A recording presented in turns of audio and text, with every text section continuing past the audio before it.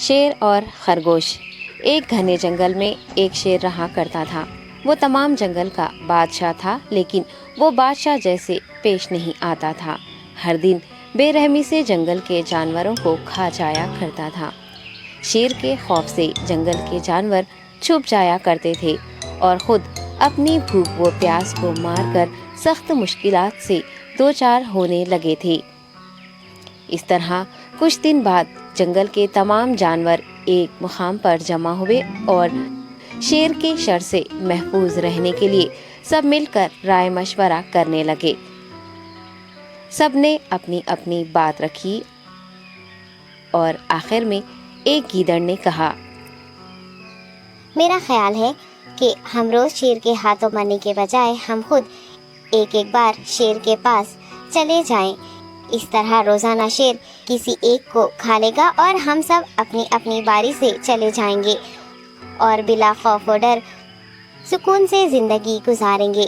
گیدڑ کے مشورے پہ تمام جانور رضامند ہو گئے۔ ایک بندر نے کہا، ٹھیک ہے، تمہاری بات بالکل درست ہے۔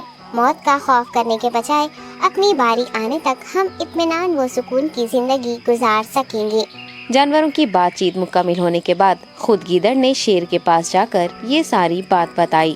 گیدڑ کی باتیں سننے کے بعد شیر نے کہا، میں بادشاہ ہوں، اس لیے تم سب کی بات مان رہا ہوں، لیکن ایک بات غور سے سن لو۔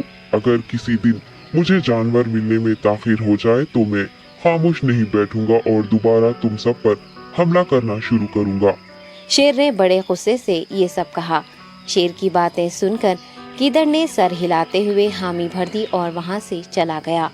اس دن کے بعد ایک ایک جانور بلا ناغہ اپنی اپنی باری کے مطابق شیر کے پاس جانے لگے اور شیر سکون سے اپنے پاس آنے والے جانوروں کو مار کر اپنی بھوک مٹانے لگا۔ یہ معاملہ ایسے ہی چل رہا تھا اور ایک دن شیر کے پاس جانے کی باری ایک خرگوش کی آئی۔ وہ خرگوش بہت ہی ہوشیار تھا۔ اسے شیر کے پاس جانا منظور نہیں تھا اور اس نے اپنے ساتھی جانوروں کو بے رحمی سے مارنے والے شیر کو سبق سکھانے کی ٹھان لی اور ایک اچھی تدبیر نکال کر آہستہ آہستہ شیر کی گفا کے پاس پہنچ گیا۔ تاخیر ہو جانے سے شیر کافی غصے میں تھا اور خرگوش کو دیکھ کر غصے سے کہنے لگا، میں نے تم سب کو پہلے ہی کہہ دیا تھا، دیر ہو جائے تو میں خاموش نہیں بیٹھوں گا۔ تم نے وعدہ خلافی کی ہے، اس لیے میں جنگل جا کر من چاہے جانور کا شکار کر کھا جاؤں گا۔ تب خرگوش نے شیر سے کہا، معاف کر دیجیے بادشاہ سلامت، غلطی ہو گئی اور اس کا ایک واجب سبب ہے۔ اطمینان رکھیے، میں بیان کرتا ہوں، آپ سنیے اور اس کے بعد آپ آرام سے مجھے مار کر کھا لیں۔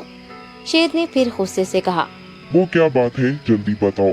خرگوش نے کہا، بادشاہ سلامت، میں آپ کے پاس آ رہا تھا اور راستے میں مجھے ایک شیر مل گیا اور مجھے مارنے کے لیے آگے بڑھنے لگا۔ میں نے آپ کی بہادری کی بات اس شیر کے سامنے رکھی، لیکن وہ شیر آپ کے بارے میں بہت برا بھلا کہنے لگا۔ یہ سن کر میں نے غصے سے کہا، تم ہمارے جنگل کے نہیں ہو، ہمارے بادشاہ کے بارے میں ایسی باتیں مت کہو۔ یہ سن کر وہ شیر مجھ پر حملہ کرنے کے لیے تیار ہو گیا۔ یہ دیکھ کر میں نے کہا، تم مجھے مارو گے تو ہمارے بادشاہ تمہیں ہرگز نہیں بخشیں گے۔ تب اس شیر نے کہا، تمہارا بادشاہ میرا کیا کر لے گا؟ میں نے کئی ہاتھیوں کو اپنے پنجے سے مار گرایا ہے، تمہارا بادشاہ ہو یا کوئی اور ہو، میرے ہاتھوں بچ نہیں سکتا اور میرے سامنے کوئی ٹک نہیں سکتا، میں اسے ختم کروں گا۔ یہ سب بدتمیزی کرنے لگا۔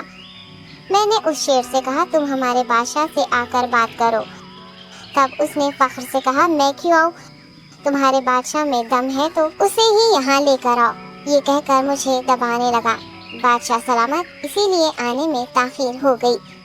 یہ سنتے ہی شیر غصے سے کہنے لگا، چلو ابھی چلتے ہیں، اسے ختم کر دوں گا۔ یہ سننے کے بعد خرگوش نے شیر کو جنگل کے درمیان موجود ایک کنویں کے پاس لے گیا۔ خرگوش نے کہا، بادشاہ اس کے اندر دیکھیے، وہ وہاں آپ کا بے صبری سے انتظار کر رہا ہے، آپ اسے اچھا سبق سکھائیے۔ شیر غصے سے فوراً کنویں میں جھانکنے لگا اور زور سے دہاڑنے لگا۔ تب دوسری جانب سے بھی دوسرا شیر دہاڑتا ہوا محسوس ہونے